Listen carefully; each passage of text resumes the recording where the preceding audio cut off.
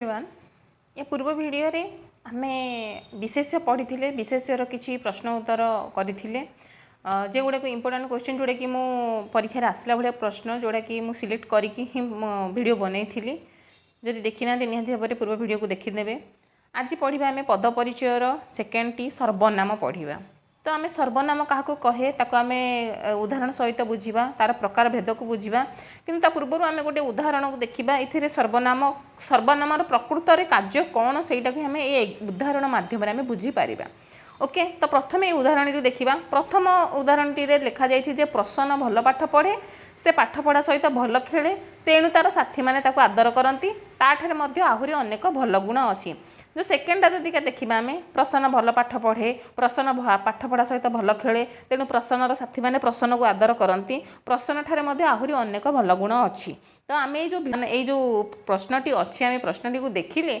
एथिरे आमको कौटा बेसी भल लगुच जदि कि आम प्रथमटी को पढ़ुचे प्रसन्न भल पाठ पढ़े से पाठ पढ़ा सहित भल खेले तेणु तार साथी मैंने आदर करती ताठारे आहरी अनेक भल गुण अच्छी। तो ये तो गोटे प्रकार किंतु दीटांकर अर्थ सामान लगुच प्रसन्न भल पाठ पढ़े प्रसन्न पाठ पढ़ा सहित भल खेले तेणु प्रसन्न साथी मैंने प्रसन्न को आदर करती प्रसन्न ठारे आहरी अनेक भल गुण अच्छी। तो ये दीटांकर अर्थ सामान किंतु बेसी स्मृति मधुर केउटा लगुच ना प्रथमटी लगुच किंतु द्वितीयटी कहीं लगुनि कहीं ना देख प्रसन्न एथिरे प्रसन्न भल पाठ पढ़े तो ओके ठीक अच्छी दीटांकर सेम अच्छी पुणी आसला प्रसन्न पाठ पढ़ा सहित भल खेले तेणु प्रसन्न प्रसन्न प्रसन्न तेठू आम तेणु ये प्रसन्न बोली जो व्यक्तिर नाटी को आम रिपीटेडली नौचे तो ये आमको स्मृति मधुर लगू ना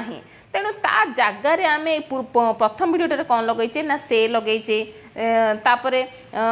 तार साथी मैंने ताकू आदर करती तो ये सबू आम जो लगेले ये प्रसन्न ठारे माने ये ता ठारे तो ये जो पद गुड़ी को आम लगौचे तो यही गुड़ी को कह जाए गोटे गोटे सर्वनाम पद। तो एथुर आम बुझीगले जे सर्वनाम आमर कौन करे ना स्मृति कटु श्रुति कटु दोष दूर करे बा ताको श्रुति मधुरता बोली कह जाए। ओके माने पुनरावृत्ति हेउ नथिबो। ओके ताको आमे कहिबा पई भल लागुथिबो सुनिबा पई भल लागुथिबो तेणु सेई कार्यटी को किए करे ना आमर सर्वनाम करे। तो ये उदाहरण आमे बुझीगले जे सर्वनामर प्रकृत रे कार्यटी कौन। तो ओके आमे आगो को जीवा जे प्रकृत रे सर्वनाम काहाकू कहंती।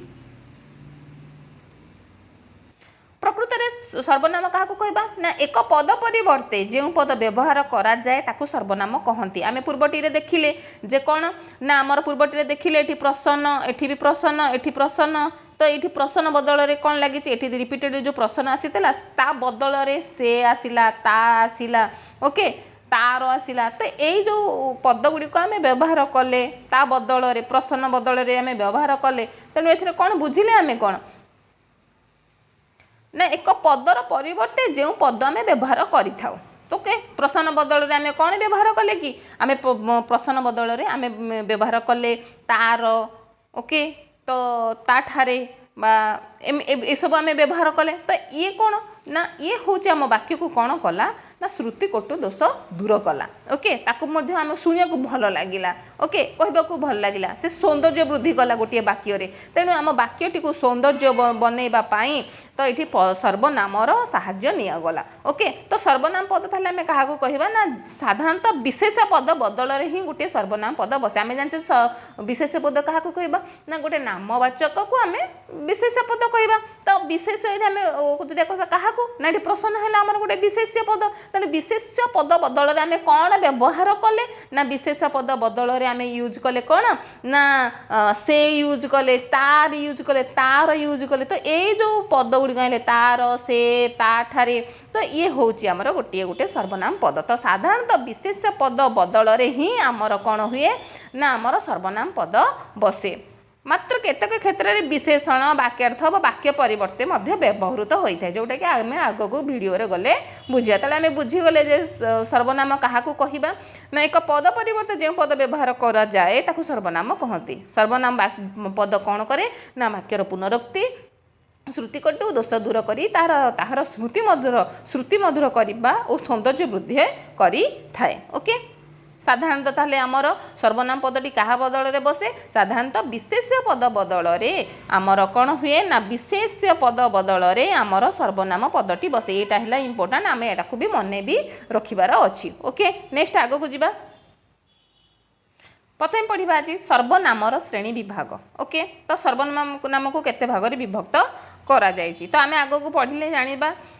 सर्वनामर प्रथम श्रेणी विभाग जदि आम देखा पुरुषवाचक बा व्यक्तिवाचक सर्वनाम तो पुरुषवाचक आम जाने पुरुष प्रथम पुरुष द्वितीय पुरुष तृतीय पुरुष आम पढ़ीचे तो पुरुष कहले आम प्रथम पुरुष मु आसब द्वितीय पुरुष तू आसब तृतीय पुरुष से माने ए सब आसब तेणु पुरुषवाचक सर्वनाम आम क्या कहवा मु आमे आंभे माने तू तुम्हें तुम्भे माने से माने आपण आपण माने सर्वनाम पदगुड़िक विभिन्न पुरुषर व्यक्ति मानक बदल व्यवहृत हुअन्ति तेणु एगुड़ी को आम कही था पुरुषवाचक बा व्यक्तिवाचक सर्वनाम तेणु या तीन भाग विभक्त कराला जेहेतु मुझे कही पूर्वर जे पुरुष को आम तीन भाग विभक्त करे उदाहरण कौन ना प्रथम पुरुष द्वितीय पुरुष आउ तृतीय पुरुष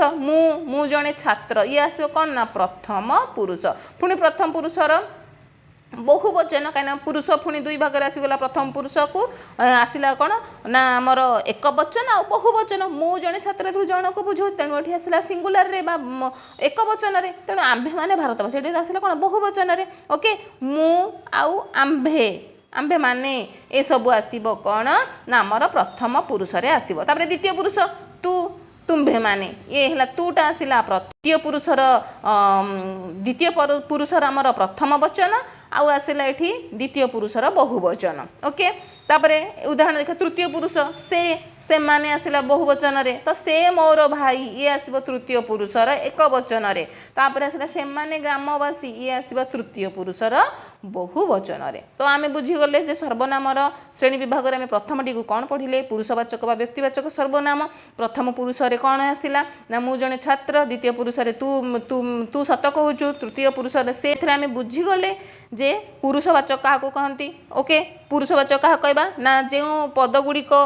जो पुरुषवाचक पदगुड़िक जे लाइक मु आमे आंभे माने तू तुम्हें तुम्भे माने से माने आपण ओके ये जो सर्वनाम पदगुड़िक मु कहली से गुड़िक कौन ना विभिन्न पुरुषर व्यक्ति मानक बदल व्यवहृत हेले से माने कौन कह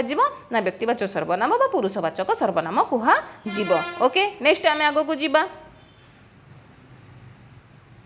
नेक्स्ट आसला प्रश्नवाचक सर्वनाम प्रश्नवाचक सर्वनाम क्या कहवा आम प्रश्न बुझीगले प्रश्नवाचक सर्वनाम कौन हो ना जो सर्वनाम पदगुड़िक प्रश्न पचारे उद्दिष्ट बा सी प्रश्न ही पचारे जमीती कि तुम्हें कौन खाइल तुम्हें किए तो ये सब आसला कौन प्रश्नवाचक सर्वनाम तुम्हें जो लगेली ये आसब सर्वनाम गोटे पद तेणु यहाँ तुम्हें किए तेणु एथुर आसला कौन ना प्रश्न लगेले आम तेणु उदाहरण को आम देखले भलसे बुझीपर ये लिखा है देशर प्रधानमंत्री नाम कौन ओके तुम्हें किए तो ये जो कौन ये तुम्हें किए रे तुम्हें किए कहे उत्कल दरिद्र ये किए केउ तो यही सब जो पदगुड़िक मु कहली एगुड़िक गोटे गोटे प्रश्नवाचक सर्वनामर उदाहरण ताले बुझीगले जे प्रश्नवाचक सर्वनाम आम क्या कहवा ना जो सर्वनाम पदगुड़िक प्रश्न पचारिबा उद्दिष्ट से गुड़ी को आम कही था प्रश्नवाचक सर्वनाम ओके ताले आउ किछि डाउट अछि एथिरे तो आम उदाहरण बुझीगले नेक्स्ट आग को कंटिन्यू करबा आम निर्देशात्मक सर्वनाम जो सर्वनाम पदगुड़िक वाक्य व्यवहृत हो विशेष्य पद मान को निर्देश कर निर्देशात्मक आम निर्देश को बुझीगले निर्देश माने निर्देश विशेष्य पद मान को निर्देश करें से ही आम निर्देशात्मक सर्वनाम कहवा केमी बुझिया विशेष पद मान को से निर्देश करुच्ची बोली ए लोकटी चरित्रवान ओके ए लोकटी ताड़ी लोक को आमर ये कौन ना करुच्ची से ए पदटी लगी तो ए लोकटी आमर कौन आसला गोटे विशेष पद तेणु से चरित्रवान ए लोकटी चरित्रवान ताको निर्देश करुच्ची लोकटी को ही निर्देश करुच्ची तेणु जो ए पदटी लगी ये हूँ निर्देशात्मक सर्वनाम यही ग्राम रे मोर जन्म तेणु यही ग्राम ये कौन है ना ग्राम गोटे विशेष पद ए ग्राम पदटी को आमर यही जो अच्छी पदटी से कौन हो निर्देश करुच्ची तेणु ये आसला गोटे कौन ना निर्देशात्मक सर्वनाम पद ताले बुझीगले ना यही जो यही ग्राम से मनीष ये जो आम कहले शिक्षक ये अच्छी से ही शिक्षक नमस्य ता कथा विशेष ता कथा मते कहना ता कथा ये ता हम तेणु ये आसला सब गुड़िक गोटे गोटे निर्देशात्मक सर्वनाम ताले बुझीगले जे निर्देशात्मक सर्वनाम क्या कहबा ना जो सर्वनाम पद गुड़िक वाक्य व्यवहृत हो विशेष पद मान निर्देश करते से आम निर्देशात्मक सर्वनाम कहबा ओके नेक्स्ट आगो कंटिन्यू करबा नेक्स्ट आसला आपेक्षिक बा संबंधवाचक सर्वनाम तो आपेक्षिक बा संबंध संबंध आम बुझीगले जे रिलेशन तो जो सर्वनाम पद समूह वाक्य रे परस्पर को अपेक्षा करती बा संबंध स्थापन करती से गुड़ी को आम आपेक्षिक सर्वनाम बा संबंधवाचक सर्वनाम कहवा ओके तो आम उदाहरण न बुझे ताले आम बुझीपारानी तो माने गोटे कहवा आम संबंध स्थापन करने सहित किसी को अपेक्षा भी करें पद समूह वाक्य रे परस्पर को अपेक्षा करी जमीक देश जाए फल खाए तो यहाँ कौन आसला जे देश जाई से फल खाई तो एठी आसला जो जे आउ से ये कौन हो जे देश जाई ये कौन करुच्ची ना द्वितीय शब्दटी को आमर अपेक्षा करुच्ची द्वितीय सहित तार कौन रोचे ना संबंध रोचे तेणु जे को किए आसला ना से फल खाई तेणु एठी से आसला गोटाए कौन है ना सार्वनामिक पद आम पूर्व पढ़ले जे से हूँ गोटे सार्वनामिक पद तेणु ये जे देश जाई गोटे जदि आमर वाक्य बा गोटे पद समूह है सी कौन कर गोटे को अपेक्षा करुच्ची संबंध स्थापन करने आउ जन को अपेक्षा करछि तेणु एठी आमर जो पदटी सृष्टि हो जन को अपेक्षा करुच्ची ताको आम कहबा आपेक्षिक बा संबंधवाचक सर्वनाम एठी जे आउ से हैला गोटे आपेक्षिक बा सर्वनाम संबंधवाचक सर्वनामर उदाहरण आहुरी भी अछि जहा ताहा जेतिकी सेतिकी जेपरी सेपरी जहार ताहार तो ये सब आम जो उदाहरण देखिले ये होछि कौन आमर ना आमर कौन गोटे गोटे ये हूँ आपेक्षिक बा संबंधवाचक सर्वनामर उदाहरण ओके नेक्स्ट आगे कंटिन्यू करबा आमे नेक्स्ट है निर्णायक सर्वनाम निर्णायक सर्वनाम क्या कहबा ना जो सर्वनाम पद वाक्य व्यवहृत हो विशेष पद को निर्णय करिथाए माने विशेष पद को निर्णय जे करे सी ही हूँ निर्णायक सर्वनाम जेमिति राकेश और दिनेश दुई सांग उभय भल पाठ पढ़ती तेणु उभय को निर्णय से कला राकेश आउ कौन ना दिनेश को उभय लगे कहगला माने से दुई जन अच्छा जो सर्वनाम पद वाक्य व्यवहृत हो विशेष पद तेणु विशेष पद किए आसिले राकेश आउ दिनेश ए विशेष पद दुई जन को से कौन कौन निर्णय कला है निर्णय माने कौन कला दुई जन जाक उभय बोली ये मेनसन करदेला तेणु सी आसीगले कौन ना निर्णायक सर्वनाम आ गए देखिए उदाहरण ना संसार में जेते लोक अच्छा प्रत्येक माने ये संसार जेते लोक अच्छा समस्त को निर्णय करगला प्रत्येक हेले प्रत्येक चरित्र सामान तो ये कौन आसला ना प्रत्येक गोटे निर्णायक सर्वनाम ओके आ गोटे उदाहरण तुम्हें सबु कथारे मुंड खेलाओ नहीं तुम्हें सबू कथा कथा को कहुई सबू सबू कथा को कहुई तेणु सबू आसीज कौन ना गोटे निर्णायक सर्वनामर उदाहरण ओके तो ये आम बुझीगले निर्णायक सर्वनाम आम क्या कहबा ना जो सर्वनाम पद वाक्य व्यवहृत होई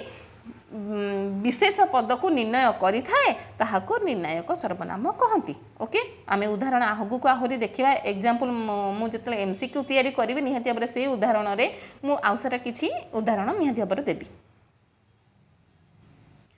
तापर आसिला मोर आत्मवाचक सर्वनाम व्यक्तिविशेष परिवर्ते व्यवहृत निज निजे आपे आपणा प्रभृति सर्वनाम पद को आम आत्मवाचक सर्वनाम कहती माने निजे निजे मु कली मु निजे निजे उठी गली मु निजे निजे खेलिबा को गली मु निजे निजे रोसई कली मु से पिलाटी आपे आपे शिखीगला ओके तो ये जो मुझे कहली ये हूँ आत्मवाचक माने निज माने आत्म माने बुझी पारुछे तो आम निजको तो व्यक्तिविशेष परिवर्ते व्यवहृत निज निजे आपे आपणा ये जो सर्वनाम पद गुड़िक मुझे कहली एगुड़ी आम कही था आत्मवाचक सर्वनाम ओके तो जमीक उदाहरण देवा आपणा कला कर्म मान आगु होइब सावधान आपणा माने निजर जो कर्म करिछे आपणा कला कर्म मान माने आत्म माने निजको बुझाइला आगु होइब सावधान ना नेक्स्ट हूँ कौन किए तुम्हें चिन्हिच